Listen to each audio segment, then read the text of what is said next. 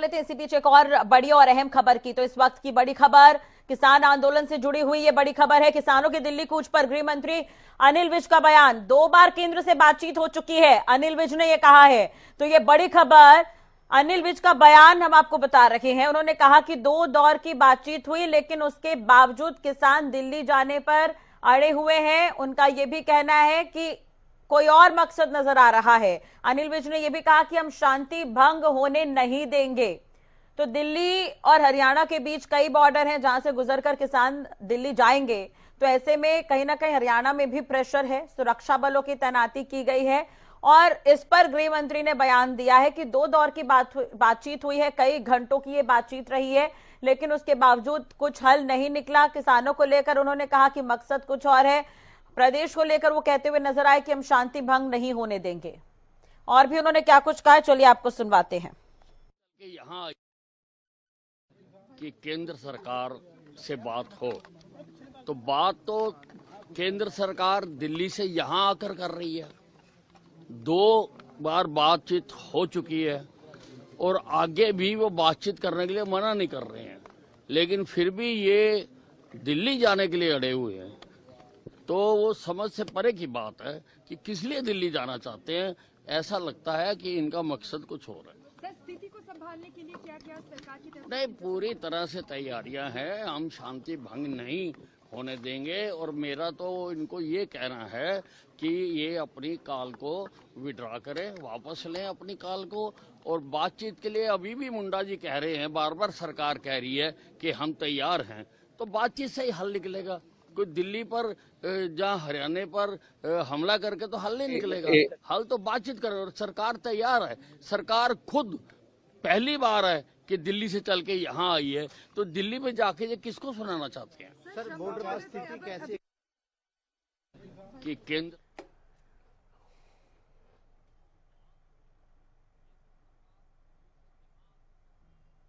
तो किसान आंदोलन 2.0 तस्वीरें आप देख रहे हैं लगातार हरियाणा न्यूज पर। ज्यादा जानकारी के लिए बातचीत करेंगे हरियाणा न्यूज के पॉलिटिकल एडिटर अमित तिवारी जी हमारे साथ जुड़ गए हैं। इसके अलावा लाजपत हरियाणा न्यूज के संवाददाता शंभू बॉर्डर के पास मौजूद है, उनसे भी हम आगे बातचीत करेंगे। अमित जी, सबसे पहले मैं आपके पास ही आना चाहूंगी।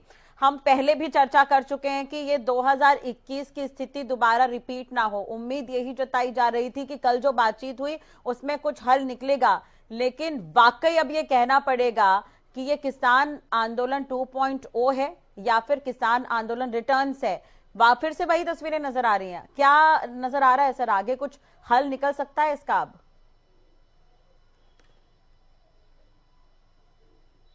देखिए राष्ट्रीय, जैसा कि आपने कहा कि या तो ये किसान आंदोलन की पुनरावृत्ति हो रही है, इसको दोहराया जा रहा है, या ये इसका पार्ट 2 है।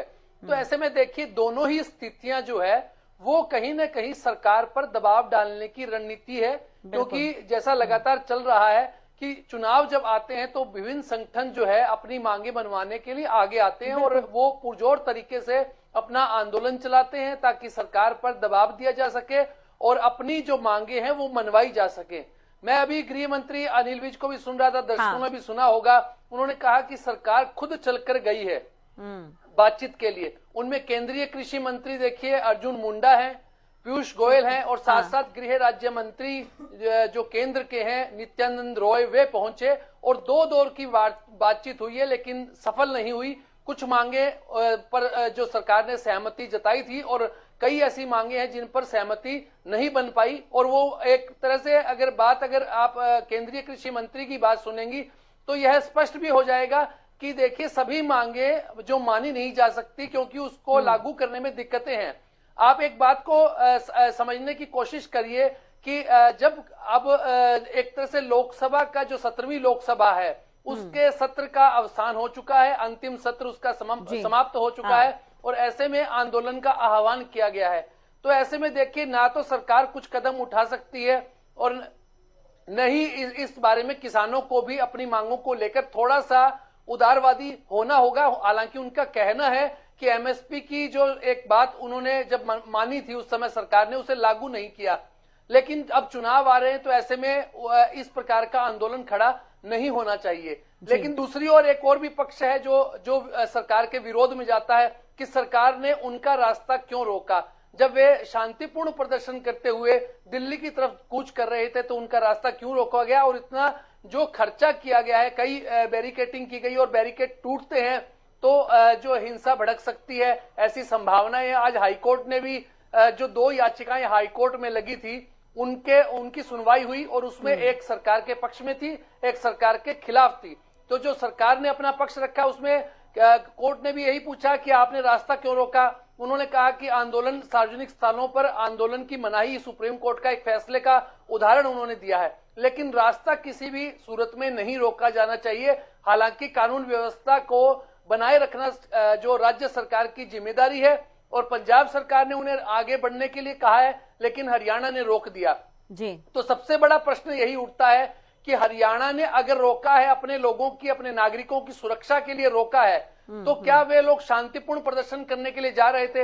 लेकिन एक सबसे बड़ी बात राष्ट्रीय यह भी है कि उनके पास, जैसा कि कई किसान नेताओं के बयान आए, उनका कहना है कि सुई से लेके हथौड़ा तक उनके पास सब कुछ है। तो ऐसे में इसे शांतिपूर्ण और बिना हथियारों के साथ जाने वाला प्रदर्शन नहीं कहा जा सकता, कुछ भी हिंसक हो सकता है। और खासतौर पर किसानों ने यह भी कहा है कि वे हरियाणा के 5 किलो, जो दिल्ली से 5 किलोमीटर दूर जो है, पक्का मोर्चा लगाएंगे, यानी वहां धरना लगाएंगे। तो ऐसे में हरियाणा में ही धरना हो गया है, दिल्ली पहुंचने से पहले धरना हो गया है। तो सरकार की जिम्मेवारी है उन सबको रोकना, इसलिए यह कदम उठाए गए हैं। लेकिन हिंसा बढ़ती जा रही है। देखिए जैसे शंभू बॉर्डर पर हालात बने हैं, प्लास्टिक की गोलियां जो चलाई गई, अश्रु गैस के गोले छोड़े गए हैं, ड्रोन की मदद ली गई है, तो उससे हालात जो है वो एक बार की तनावपूर्ण है। देखने वाली बात है कि सरकार आगे क्या कदम उठाती है। लेकिन इस बारे में हाईकोर्ट ने जो कहा है कि चारों राज्यों को जो इसमें तलब किया गया है, और सबसे बड़ी बात है कि 15 तारीख के लिए सुनवाई की तारीख रख दी है। उसमें सरकार अपना क्या जो पक्ष रखती है देखने वाली बात होगी। लेकिन अभी जो आंदोलन है राष्ट्रीय, सबसे ज्यादा खामियाजा जो कोई भुगत रहा है तो वो आम जनता भुगत रही है इस आंदोलन को। क्योंकि देखिए 7 जिलों में हरियाणा के इंटरनेट सेवाएं बंद है, राजस्थान में 3 जिलों में बंद है, और धारा 144 15 जिलों में लागू है। तो ऐसे में तमाम लोगों को दिक्कत आ रही है। और अभी बहादुरगढ़ के जो उद्योगपति हैं, व्यापारी हैं, वे भी धरने पर बैठ गए हैं, क्योंकि उन्हें चिंता सताने लगी है कि इस प्रकार का धरना प्रदर्शन जाम लगेगा तो बहादुरगढ़ का जो औद्योगिक क्षेत्र है वो ठप हो जाएगा, वहां आवाजाही बंद हो जाएगी। तो ऐसे तमाम पहलू कई तरह से नुकसान है। अमित जी, इस पर भी हम बात करेंगे, आगे बने रहिएगा हमारे साथ। सोनीपत के पास, बॉर्डर के पास हमारे संवाददाता लाजपत इस वक्त मौजूद है। लाजपत, मैं आपके पास आना चाहूंगी, अपडेट क्या कुछ है, क्या कुछ चल रहा है वहां पर, और इस वक्त कहां पर आप मौजूद हैं? जी, इस वक्त हम मौजूद हैं कुंडली क्षेत्र, जो औद्योगिक क्षेत्र काफी बड़ा फैक्ट्री एरिया है, जहां करीब जो कुंडली की अगर संख्या की बात करें तो 3 लाख से अधिक लोग यहाँ पर रहते हैं, जो फैक्ट्री में मजदूर और मजदूर हैं। मैं फिर भी उस आंकड़े को जोड़ते हुए और क्षेत्र की बात करूं तो अब जो शाम का वक्त होगा तो वो लोग छुट्टी पे होंगे और यहाँ पर भीड़ बनेगी। तो ये अपील है उन लोगों से कि इस भीड़ का हिस्सा ना बने, क्योंकि किसान अगर पहुंचते हैं तो काफी बड़ी समस्या हो सकती है। ये आप देख सकते हैं तस्वीरों में कि दिल्ली से आने जाना का दोनों रोडों को बंद कर दिया गया है, हर तरीके से बंद कर दिया गया है। लेकिन साथ में जो ये लोग जा रहे हैं, ये फैक्ट्री से छुट्टी होने वाले व्यक्ति है जो दिल्ली से हरियाणा और कुंडली क्षेत्र में आते हैं, जहाँ मेरे सहयोगी आपको ये भी तस्वीरों में दिखा दे कि लगातार यहाँ पर भीड़ बढ़ रही है। तो ये कहीं ना कहीं कुंडली क्षेत्र का एरिया है जहाँ फैक्ट्री एरिया लगता है, उसके बावजूद यहाँ पर लोग भीड़ जुटनी शुरू हो चुकी है। सुबह का शाम का वक्त होता है तो ड्यूटी वाले व्यक्ति यहाँ पर भीड़ जुटनी शुरू हो जाती है। जहाँ बातचीत करने की कोशिश करेंगे, जो कुंडली क्षेत्र के वासी लोग हैं उनसे जानने का प्रयास करेंगे कि कुछ दूर है, वो उनसे बातचीत करेंगे कि कुंडली का एरिया है और यहाँ पर कितनी जनसंख्या है, कितने लोग यहाँ पर बातचीत करिएगा। आगे भी हम आपसे बातचीत करेंगे, जुड़ेंगे। और वाकई आम लोगों को परेशानी तो है ही। अगर किसी को कोई जरूरी काम हो दिल्ली में, अगर उसे आना हो तो वाकई 10 बार सोचने की आवश्यकता पड़ेगी। अमित जी, एक सवाल मेरा आपसे ये कि 2021 में जब किसानों का प्रदर्शन हुआ था, किसानों को हमेशा एक सॉफ्ट कॉर्नर में हम देखते आए हैं, और क्योंकि किसान अन्नदाता है, और दूसरी बात ये कि किसानों को लेकर हमेशा सरकार, जो भी सरकार रही, उन्होंने चिंता जाहिर की है हमेशा, क्योंकि किसानों की आत्महत्या की संख्या एक समय पर बढ़ी थी, किसान कर्ज ले रहे थे तो किसान परेशान हो रहे थे, तो कई तरह की सुविधाएं उन्हें देने की कोशिश की है। तो एक सॉफ्ट कॉर्नर किसानों के लिए रहा है पूरे भारत में अगर हम देखें तो लेकिन अभी जो स्थिति किसानों की है, सड़क पर है किसान, जिस तरह का वो प्रदर्शन कर रहे हैं, आपने अनिल विज को भी सुना कि मंशा कुछ और है इनकी, वो भी ऐसा कहते हुए नजर आ रहे हैं। तो क्या मैसेज जा रहा है इसका? और आपने भी कहा कि आम जनता पर इसका असर पड़ रहा है, वाकई इसका असर पड़ रहा है, उद्योगों पर भी असर पड़ रहा है। तो आप किसानों की छवि को लेकर क्या कुछ कहेंगे?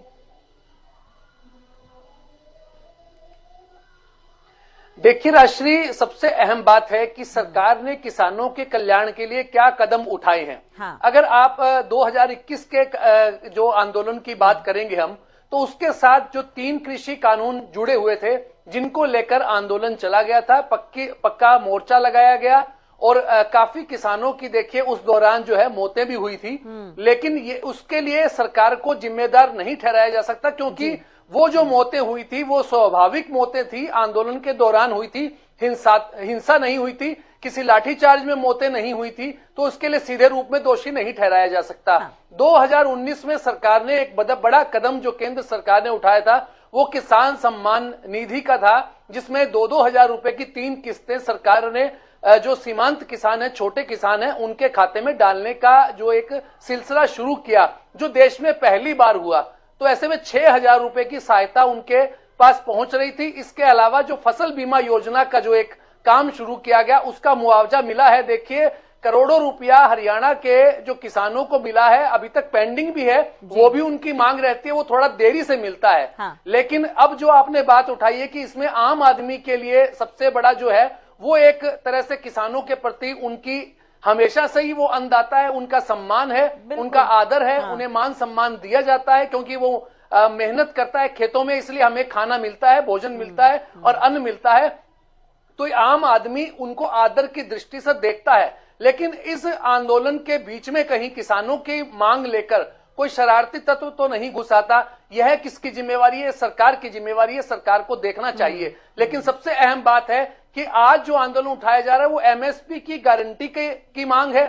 दूसरा जो सबसे अहम बात है कि मनरेगा की मजदूरी बढ़ाने की बात है। हाँ, इसके अलावा कुछ और जो जरूरी मांगे हैं, चाहे भूमि अधिग्रहण बिल है 2013 उसे लागू करने की मांग है, और कुछ क्षेत्रीय मांगे हैं जिनको जोड़कर देखा जा रहा है। चाहे नोएडा के किसानों की बात करें, उनकी अपनी मांगे हैं, कुछ उनकी भी मांगे हैं। तो ऐसे में किसानों की जिन 3 मांगों पर सहमति जो केंद्रीय सरकार के मंत्री पहुंचे थे उन्होंने दी थी, लेकिन उससे सहमति नहीं बन पाई। एमएसपी की अगर बात करें तो हरियाणा में 6 फसलें हैं जिन पर एमएसपी मिल रहा है, लेकिन ये क्षेत्रवार मांगे हैं। राजस्थान में मांगे जो है वो एमएसपी क्या उनकी सरकार दे पाएगी, पंजाब की सरकार क्या दे पा रही है।